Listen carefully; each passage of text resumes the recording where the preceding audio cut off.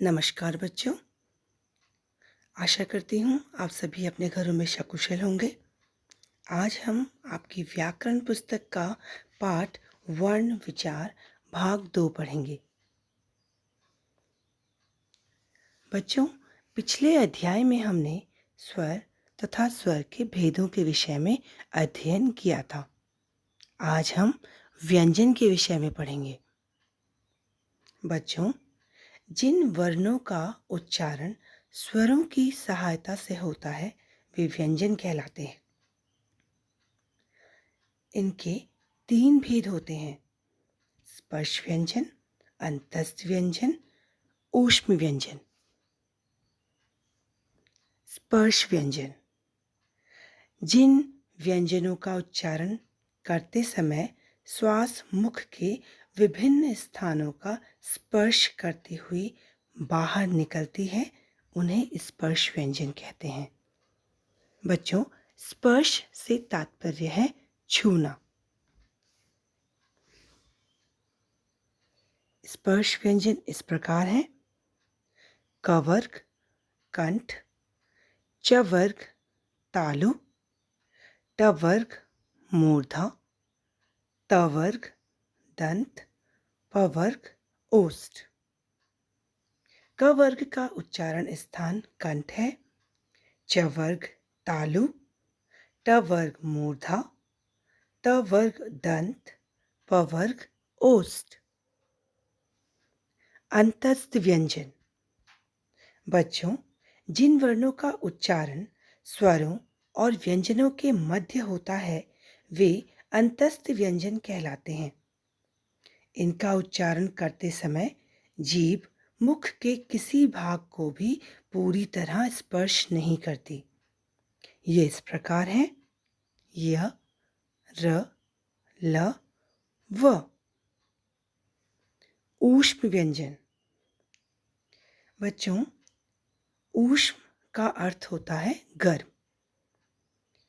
इन वर्णों के उच्चारण के समय हवा के रगड़ खाने से मुख में गर्मी ऊष्मा उत्पन्न होती है, अतः इन्हें ऊष्म व्यंजन कहा जाता है। ये इस प्रकार हैं: श, श, स, ह। इन व्यंजनों के अतिरिक्त कुछ अन्य व्यंजन भी हैं जो इस प्रकार हैं: संयुक्त व्यंजन।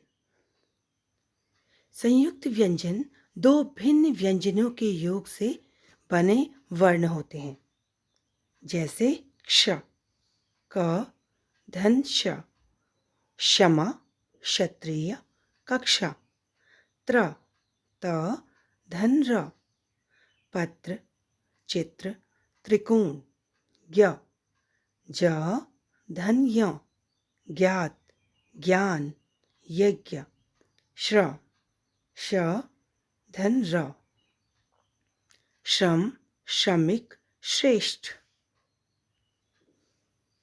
द्वित्व व्यंजन दो या दो से अधिक व्यंजनों के मेल से बने अनेक संयुक्त व्यंजन हैं। इन्हें व्यंजन गुच्छ भी कहते हैं, जैसे उज्ज्वल उ, धन ज, धन ज, धन व, धन अ, धन ल, धन अ। ज्योत्स्ना ज, धन य, धन ओ, धन त, धन स, धन न, धन आ। इसके अतिरिक्त र व्यंजन के भी भिन्न भिन्न रूप हैं। र ऐसा व्यंजन है जिसका अन्य व्यंजनों के साथ मेल होने पर उसका स्वरूप बदल जाता है। यदि र व्यंजन स्वर रहित होता है तो यह अगले व्यंजन के सिर पर इस रूप में लगता है।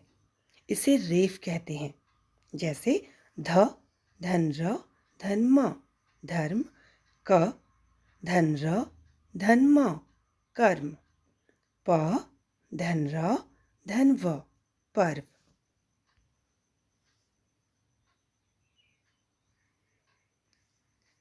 र व्यंजन के रूप यदि र से पूर्व व्यंजन स्वर रहित हो तो र पूर्व व्यंजन के नीचे इस रूप में आता है। इसे पदेन कहते हैं, जैसे ग धन र ग्र ग्रह, भ धन र भ्र भ्रम, क धन र क्र क्रम। ट तथा ड के साथ र नीचे इस रूप में लगता है। इसे भी पदेन ही कहते हैं। ट धन र ट्र ट्रक ट्राम, ड धन र ड्र ड्रम ड्रामा।